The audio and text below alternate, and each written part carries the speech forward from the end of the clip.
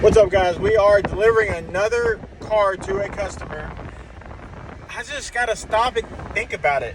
The majority of custom stereo stores, no matter what the place is, I don't care if it's a mechanic, whatever the place is, the majority of them, meaning 99% of those places, are not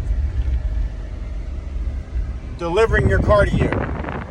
We've done this twice for this customer. He lives 30 miles away. That's about 40 minutes one way and 40 minutes the other. And I'm personally driving to deliver this car. My tech is in the other car. We do this 2 to 3 times a month. That's a lot of transporting whenever, of course, you can already imagine we have stuff to do at the store, but we understand how customer service works. We understand how people get in situations where they can't come and get their car. So when we are able to, we will offer to bring the car to them. One, we normally need the space. Two, well, we're trying to get paid, and the car is paid in the very end.